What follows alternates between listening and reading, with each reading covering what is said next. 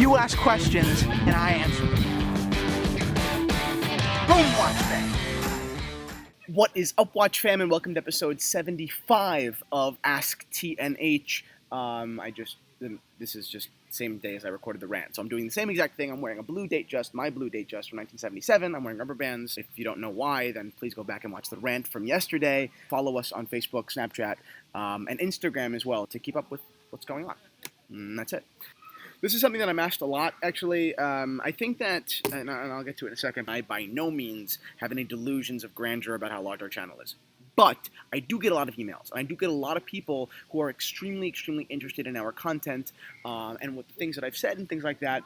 And it's funny because a lot of the time, people will watch a video that I recorded, 6 months ago, right? And they'll ask me a question regarding it, and I have to go back and watch it. And this question is, do you agree with everything that you've said in the past, or have you changed stances on certain things? Hair looks weird. And the answer is, fundamentally, I agree with basically everything that I've said. At the core of it and why it was said, I do. But I disagree with a lot of things and how I've said them and the approaches or the perspectives that I've taken, like any normal person would, right? It's just natural to reflect on something and say, like, okay, although maybe I still agree with myself to an extent, I definitely was, wrong, right? I think that a couple videos that I would have done differently, in one way or another, I definitely would have focused a lot more on our Omega Speedmaster Snoopy video about the fact that these things are trading at $16,000, $17,000, $18,000 instead of the retail at $6,000. Because in that video, I said that they shouldn't be trading. I said that although the retail's $6,000 or $7,000, I wouldn't buy one for more than $4,000, and that's the truth to today. But I wish that I knew more at the time about the external the market value past retail. I think that when we record these videos. I do a lot of research, and I'm always, not just for the video, but I'm always doing research on the watch market. And I won't really talk about something unless I know what I'm talking about. Very frequently, there are things that I miss, and that's just natural. Like, that just happens. But because I am humble and I am all about, like, hey, prove me wrong, it doesn't bother me that much.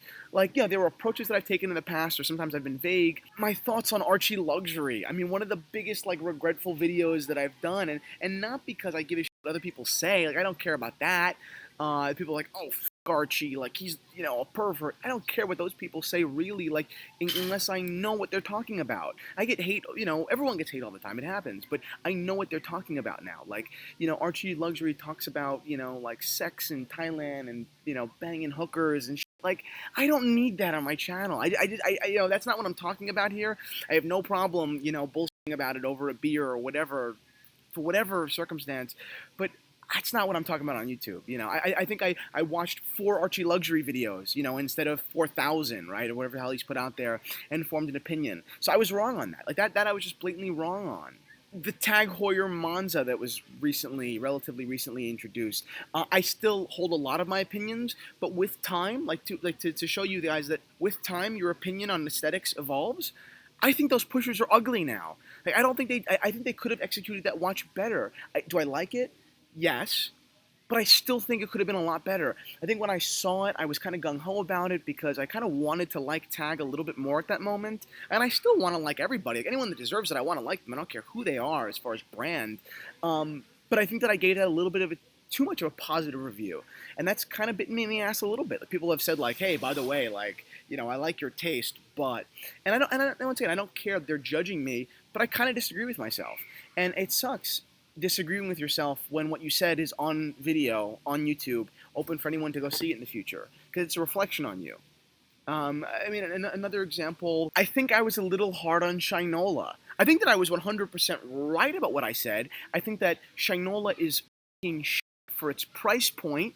I think that Shinola would be an awesome fossil comp. You know what I mean? Like, as opposed to buying a $140 fossil, I would rather buy a Shinola, because I think that it's a better design, largely. And I think that it's really cool that it, partly, although it's up for debate, built in Detroit, whatever, all that stuff. I think that's cool.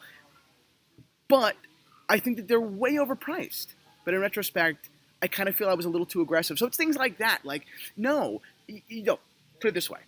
I don't blame you for holding me accountable to the things I've said in the past, by any means. And I think that I would stand behind almost everything that I have said in prior videos.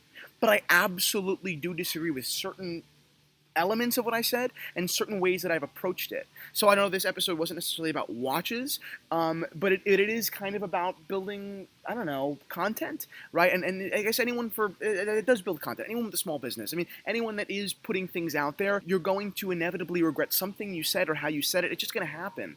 But I'm all about peace to the patron saint of entrepreneurs, because that's how it is. Like, you regret, like, get over it. You know, you're not always going to say everything perfect. It's just how it is. Like, yeah, I am on YouTube right now saying that I think ArchieLuxury is cool because he's honest. And the truth is, the guy, you know, and I don't really know him that much still, but the guy seems like a scammer now.